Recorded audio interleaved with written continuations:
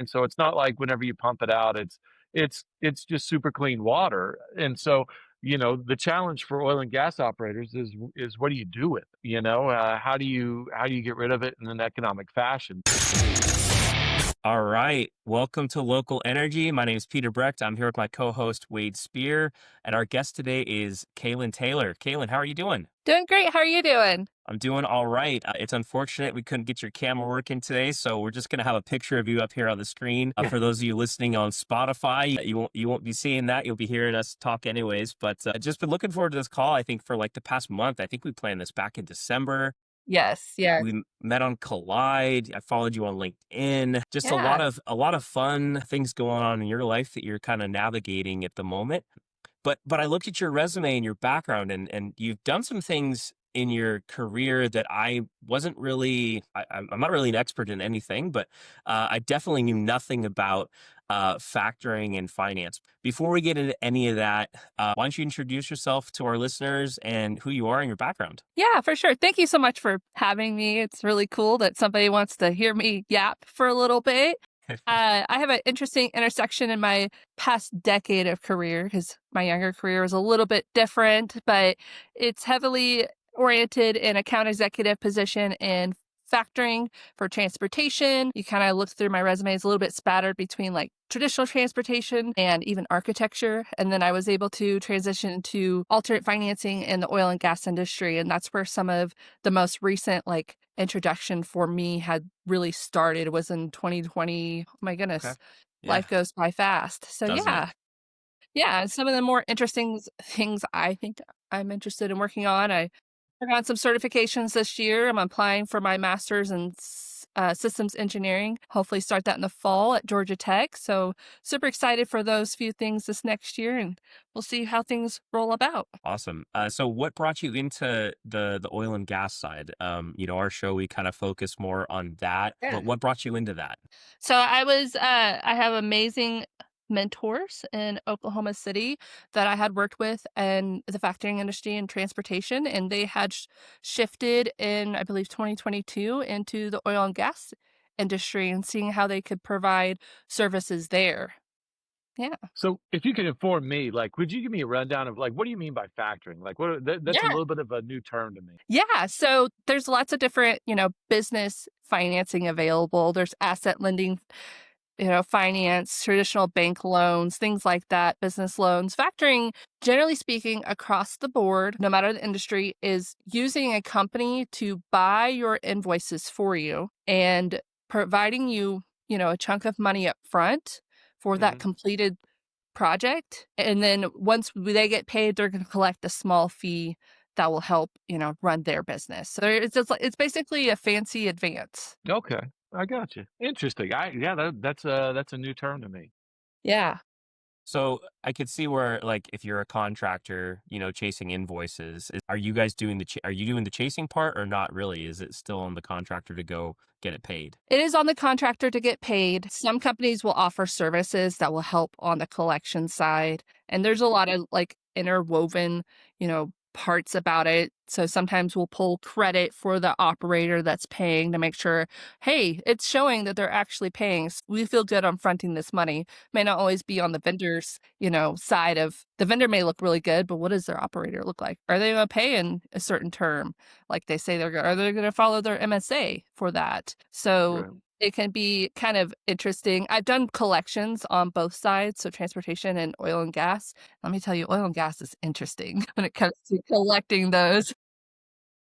Hey guys, thanks for listening to this week's episode of Local Energy.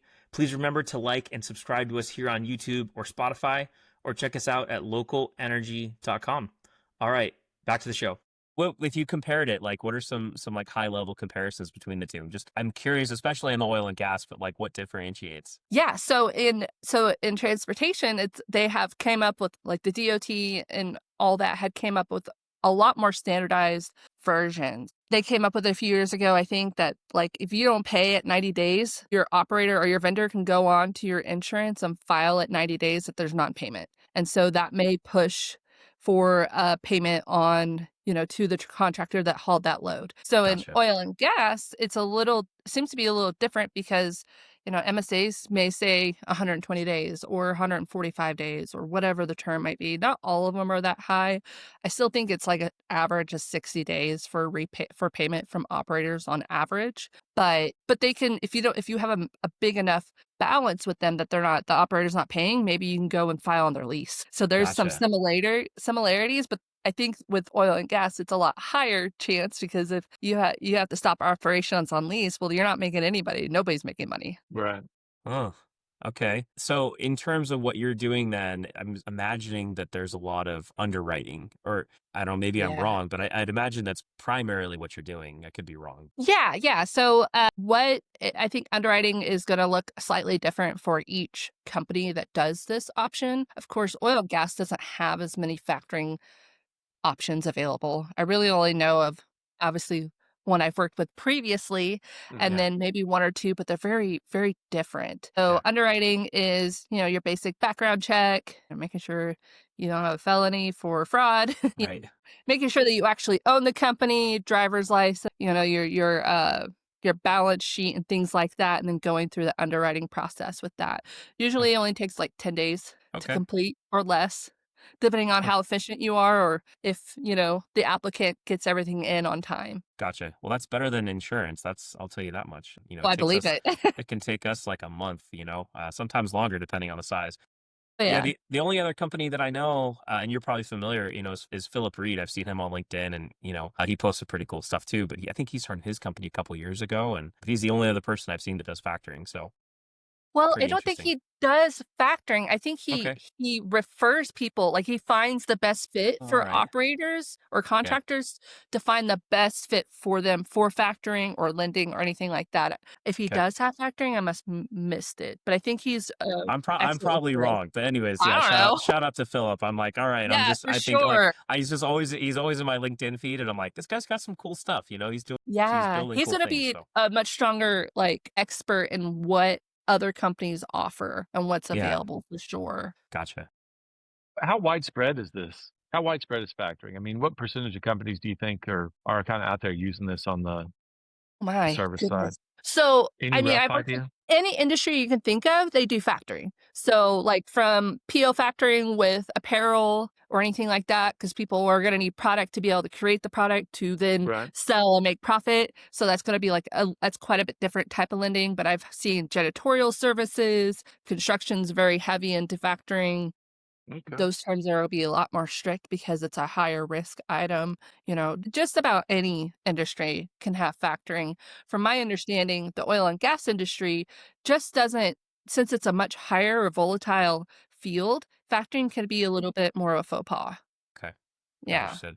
And I imagine that interest rates going up over the past couple of years. I mean, I guess it's just part of business, right? But I mean, do you think that's helped or hurt, or is it maybe it hasn't been an effect at all just because it is what it is? I think that's going to go back based on the individual factor Okay. agreement. Okay. So the lowest I've seen is like 1.5% on a fee. As long as you're getting paid within your term, Mhm. and it's 1.5 every 30 days, or it can be like up to 2%, but that's an incredibly low percentage. If Right. you say you have a really big operator, I won't say names, but say you have a really big operator that always pays, but they take forever ticket to submit, and they take like 30 days to review it, and then you have to flip it over to an invoice, and it's another 60 to 90 days before they promise to pay. Well, the MSA says we'll pay it upon 90 days from invoice approval. Well, then that's 120 days. Most contractors are going to be small and they need cash now. Right. And some of those companies that do that, they won't even quote unquote accept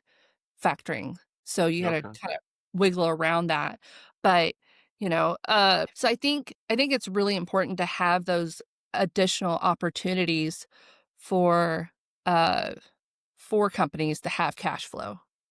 When you're going in to get your master's, right? What are you planning on studying there? It'll be systems engineering. Okay. So I've always been a systems thinker, high level. I've always been, those little kids that used to like pull together, like take apart things and put it back together.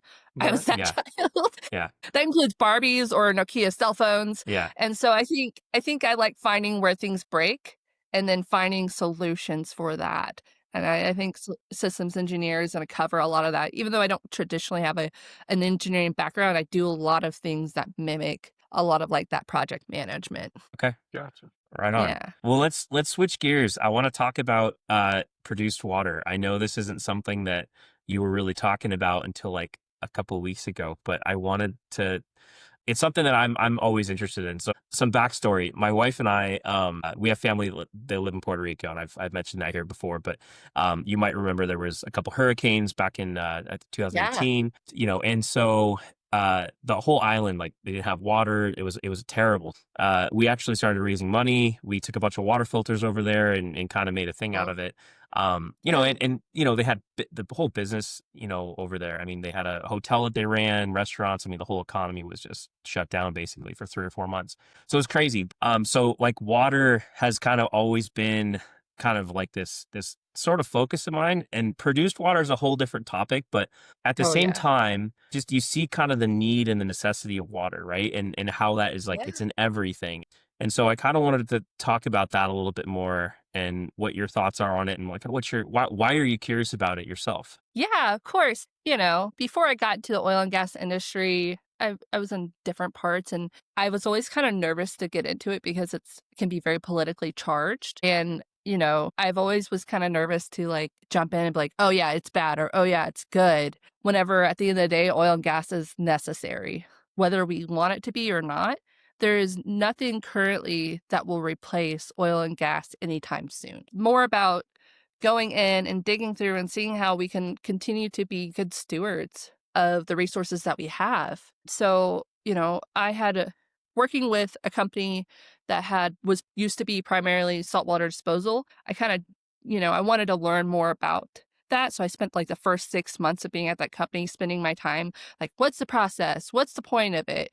I don't understand this. So I'm gonna go bug people about it, even though I have other priorities. Yeah. It's something that stuck out to me the most was that, that they're able to put most of it through a recycling system, but only like 10% of that was usable. I'm like, well, if it's only 10%, I don't know if that's always true because I've heard different theories from in the Houston area or even the Permian that they're able to recycle a lot more, but I don't know. And I was like, well, if you can do 10%, well, how can we do 11% or 15%? And then I read about bioremediation, which is a big fancy word for using bacteria to break down substances or poisonous substances with water to make it reusable for like grassland, or if there's an oil spill, that's how they clean up a lot of it is with bioremediation. Hmm. So I was like, oh, these are all things I've never heard of. So I just kind of wanted to like dig into it, and I wanted to use like my data background. I'm like, what if I can create a predictive modeling analysis that can say, here is where there's a concentration. I don't know. I'm just theory crafting, like little gamers do. Yeah. Yeah. Like, what can we where is there a model that you can kind of that can help me understand like where the breakdown is? And the more and more I dug into it and started asking more questions, it's not that there's necessarily not data there or processes or technology. It's more like a breakdown on structure. So infrastructure, coordination, and things like that. Do I know what that is? No. If somebody out there ever wants to take me into the field and showed me, and me, because I totally would do that. Gotcha. Have you ever thought of like maybe just, getting out of the finance side and then just if it's like, because like for me, like my passion, like my day job, I wouldn't say anyone's ever passionate about insurance, right? But what I am passionate about is oil and gas, right? So like I love this stuff, right? And so Yeah. when you say like you're asking questions and kind of going out of your way to annoy people, that's what I do on a regular basis, right? I mean, that's just my life. You can ask Wade. I mean, we talk every week, and it's always kind That's of a how we became question. friends. Exactly. It's like Yeah. it's that left field question. And he's like, oh man. And what's great about Wade too is he'll think about something else like, oh, and you got to think about this too. And then there's this and this. So it kind of builds on it, right? But if you have Yeah. that mindset, I mean, have you ever thought about going into maybe digging into that side of the field more? Because I can tell you from what I've read is that produced water, I mean, we even had Dan Doyle on. I mean, that was a conversation we had, Wade. I think he was talking about saltwater disposal. It was something that people aren't talking enough about. But I mean, so I think that there's a lot of tiptoeing around the subject, maybe. Yeah. And not in a negative way, but it's like there's just not enough information on it, I don't think, to give a real answer. And it can change too. And, Wade, you have a background in biology, I think, right? I mean, bioremediation, are you familiar with anything there? Is there anything there with bioremediation? The I think the challenge and why I don't know if I'd say everybody tiptoes around it, but I think the reason why it hasn't been tackled is because there's really not a great answer right now. I think kind of hitting on Hmm. what Calyn was saying is like, I wouldn't say, water's a problem for oil and gas operators or for oil and gas operation because it's a byproduct, right?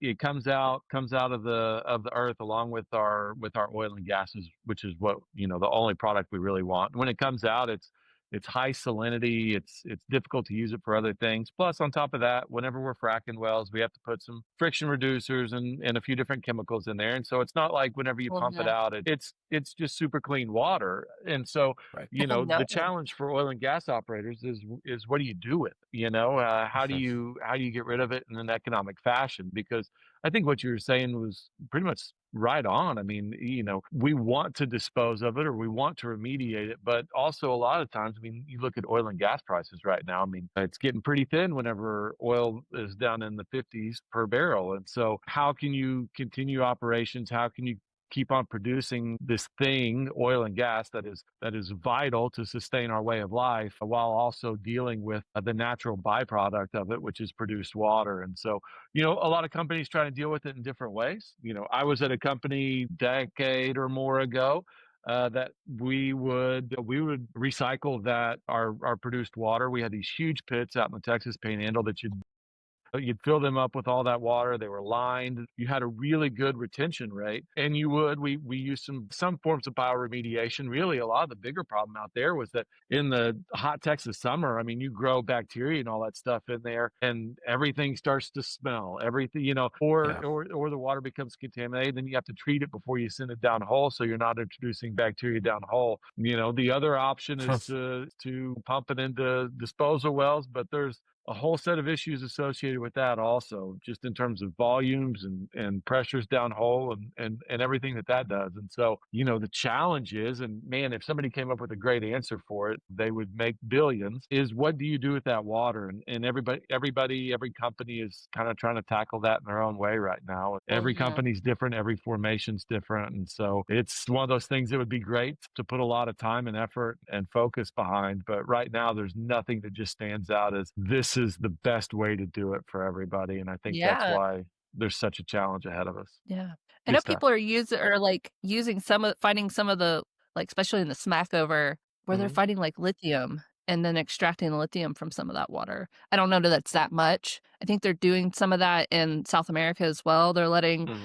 whatever water's produced up to kind of like dry out, which is the most economical way, and then extracting whatever's left over, Hmm. which is I've interesting. read about Interesting. that too, the lithium stuff, which is yeah, it's that was something about like I read like I don't know, probably a couple months ago on Twitter, but yeah, there's some interesting stuff around that. I'd love to find and I know you're working through kind of like your initial phase of research and trying to figure out your thought process on it all. But my hope is that someday we can get someone that's like a produced water 30-year tenured expert in it to come on and talk with Yeah. us about it, because I think it'd be a lot of fun, and we might have to have you on with us so you can ask some questions, because I think it'd be Wade and I would sit here and be like, well, I think we know what you're talking about, but you might be a little more versed in that. You could help us I would That's do the right. love interview. that. All I right, would love that so much. That'd be sweet. awesome. Well, what's next for you over the next couple of months? I know you're obviously working on a couple things yourself, but anything exciting Yeah. coming up for you? Yeah, I am in interim between jobs right now, so I might have an offer. We'll see. All Uh, All right. right. that's exciting. Yeah. I think we all know what But that's yeah, like. Yeah. Yeah. yeah, oh yeah, it's just Where life, you man. where are you You just located roll at? with it. Where are you living I'm at? in Denver right now. In Denver. Yeah, I Okay. moved here back in Gotcha. September. Yeah, fantastic area. It's so beautiful, very active community. I've already got to dig into some of the local oil and gas associations, specifically it's called the WOGA. It's the Women's Oil and Gas Association, and those women Huh. are powerhouses. I'm Yeah. excited to see them every month now. That's rad. They're That's really awesome. cool. Yeah, so just trying to settle in and kind of get to know, people around here has been really fun. Uh, job market is crazy. Hmm. It's not the last 4 years. I kind of, between trying to finish school and like trying to reestablish and trying to figure out what that is, has been I would say difficult, but also kind of like, "Hey, I made it through." Right. It's crazy the expectations of what employers want from you, and then sometimes it just doesn't work out or they'll completely ghost you. I'll try not to sound Yeah, pessimistic. yeah. The I've best heard way Sure. it. That's for sure. Right.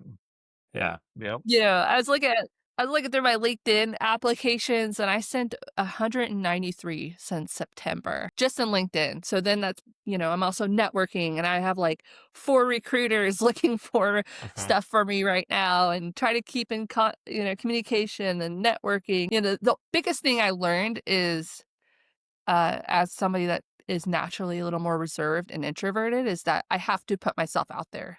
Right. And I Mm. encourage anybody else, but especially the introverts is, you are capable and you have to show that whether you like to. Right. And the moment I started posting more on LinkedIn and trying to just, posting things I actually cared about instead of just like the typical fluff that's out there, Hmm. like I got traction. I had people, reaching out to me or just wanting to talk like Peter, holy cow, he's like, I think you have something interesting to say, which was super nice. And I think that's what I would encourage for anybody in the job market right now is yes, it feels like you have to continue your education and continue to find, new platforms to grow in, whether it's, coding or understanding SaaS products or whatever it is in the field that you're most interested in. But that is just the way it is. Yeah. But to do it, because it's still a positive challenge for yourself and a personal growth moment. How long did you say you'd been up in Denver for? September, 3 months. 3 Okay, for 3 months. months. Okay.